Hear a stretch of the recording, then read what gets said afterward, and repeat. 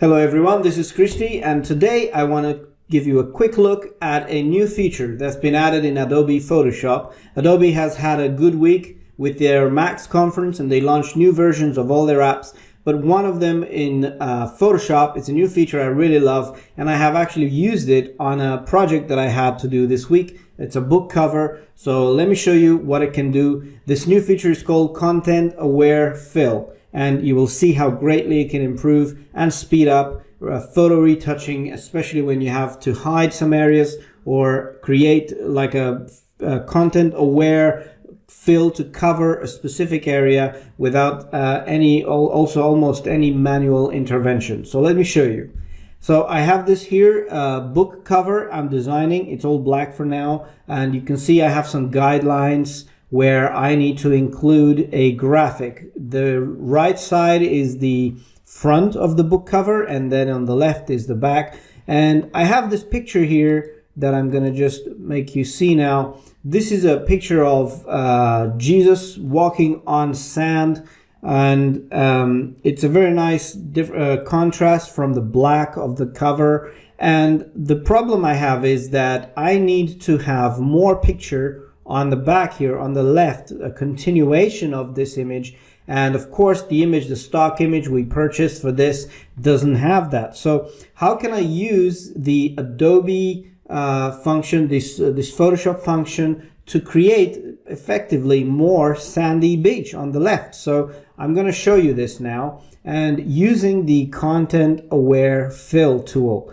So I have my image here on the document as a smart layer, and I'm going to double click to go inside and edit this picture on its own.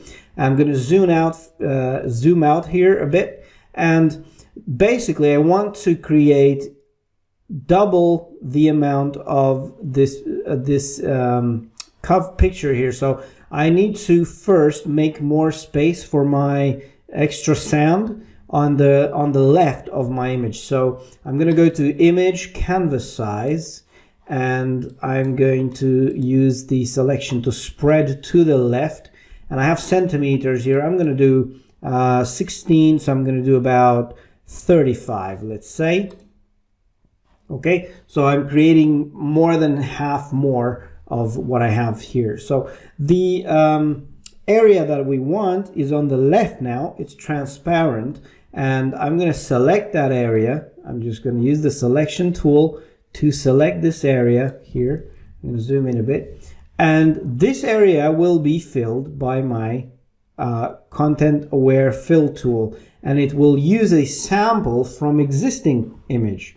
So let me just remove this layer panel here. I'm just going to hide it for now.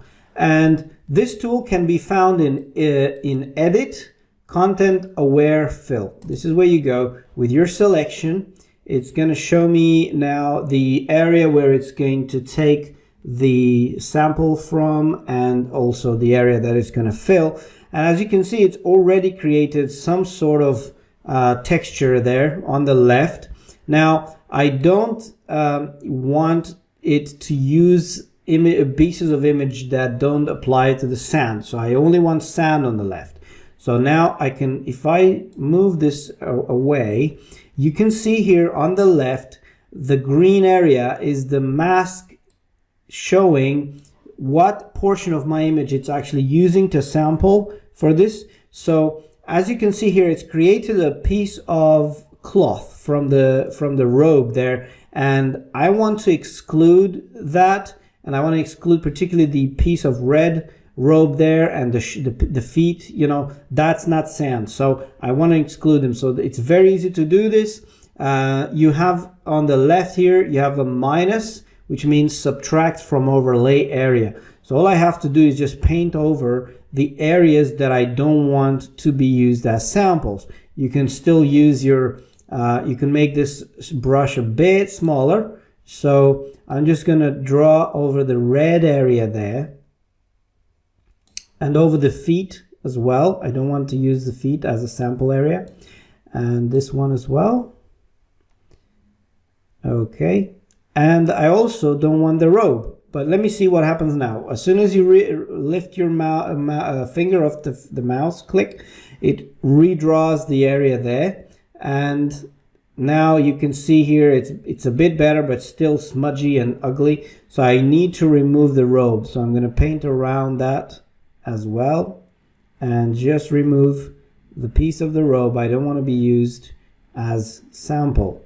So all that green area needs to disappear. All right, let's see now. Okay, that's looking better. Although kind of repetitive, you see these two little rocks there that become repeated there. So I can now move my panel preview back to a larger size. I don't want to work on the mask anymore. And what I want to do is adjust the settings here, and you have the fill settings with color adaptation and rotation adaptation. So I'm going to change color adaptation to high. Okay, so that's better. It creates also the sort of the color and the shade of the sand, more or less. It's a bit of an average between the shady area there and the lighter one. Plus it uses a bit of a red tint from the, I think from this area here. But I can also change the scale.